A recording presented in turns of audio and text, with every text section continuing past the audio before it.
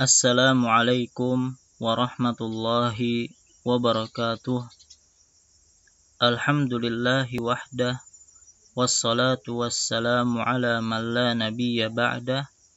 Amma ba'd, faya ikhwatal iman rahimani Allahu wa iyyakum.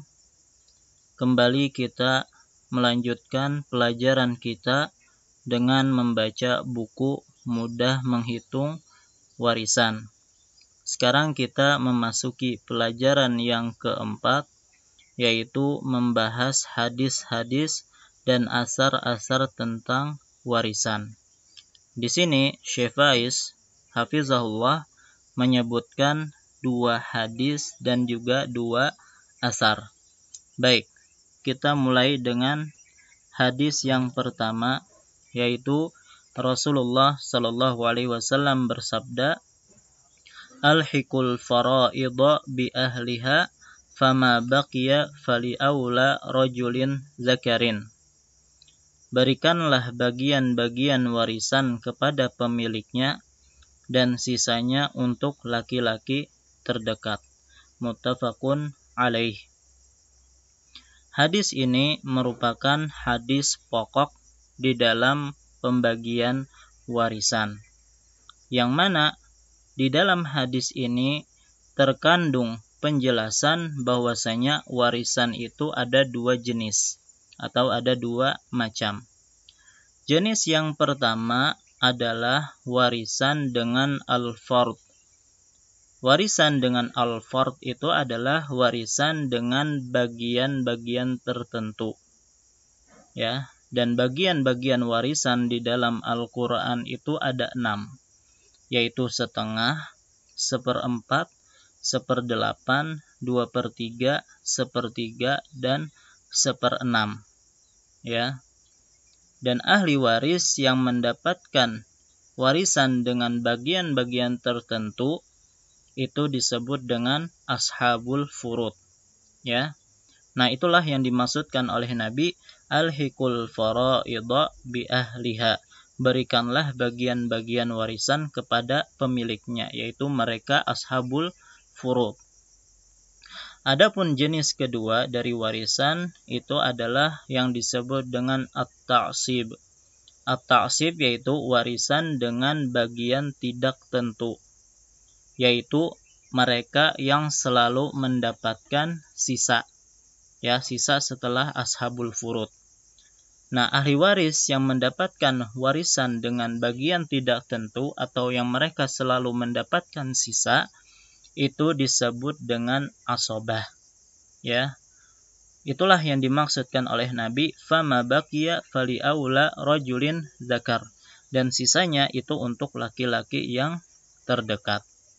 Nah, dari sini ya kita mengetahui warisan itu ada yang bagian tertentu dan ada yang tidak tentu. Baik. Nah, adapun siapa saja ashabul furud dan siapa saja asobah nanti insyaallah akan kita pelajari ketika kita sudah sampai pada babnya. Ya, begitu juga rinciannya dan syarat-syaratnya. Baik.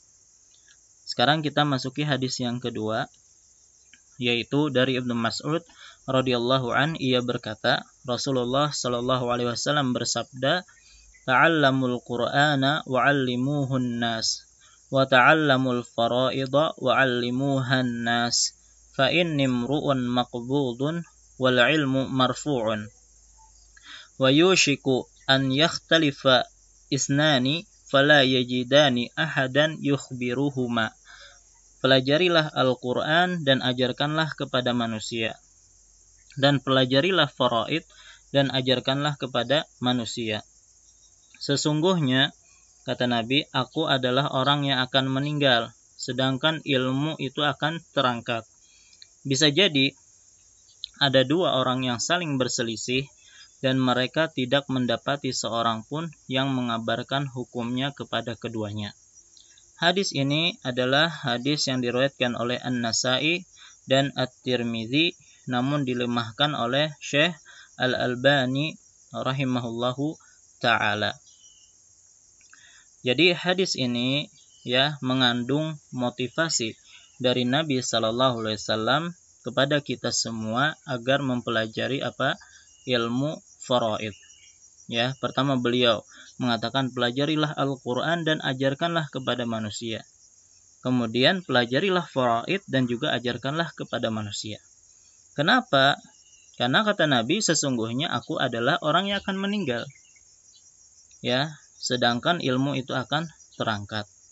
Bisa jadi ada dua orang yang saling berselisih di dalam pembagian warisan, ya, dan terjadi mungkin pertengkaran antara keduanya atau perselisihan di antara keduanya, sampai akhirnya terjadi sengketa di antara keduanya, dan tidak didapati seorang pun yang bisa membagikan warisan ya sesuai dengan syariat Allah kepada mereka.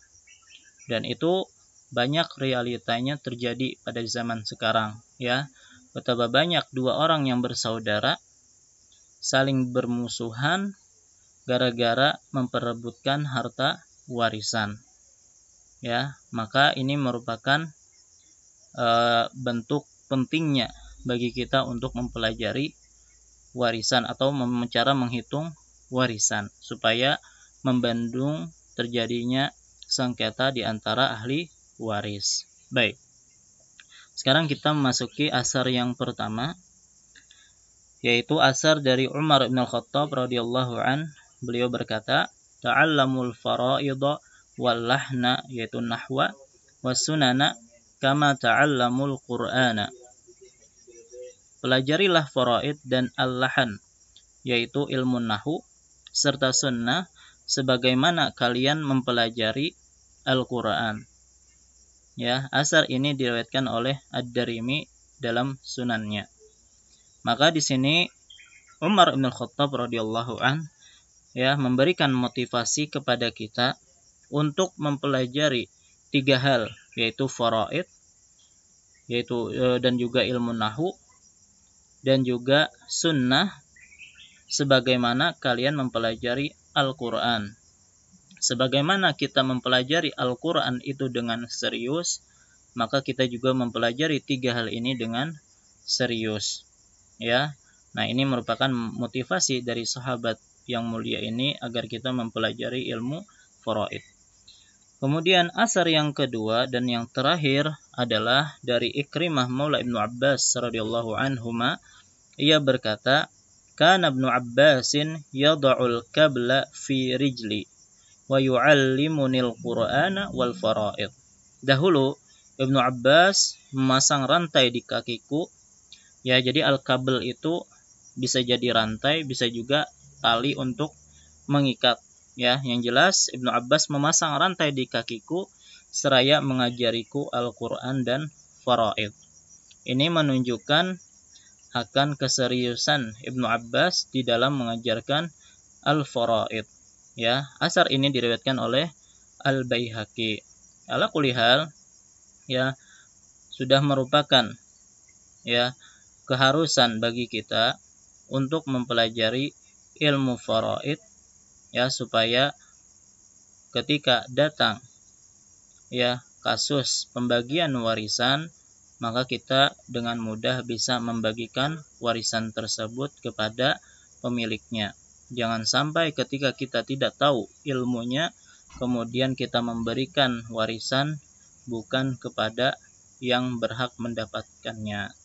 Baik, nah inilah ya hadis-hadis dan asar-asar yang disebutkan oleh Syekh Faiz hafizahullah di dalam kitab ini.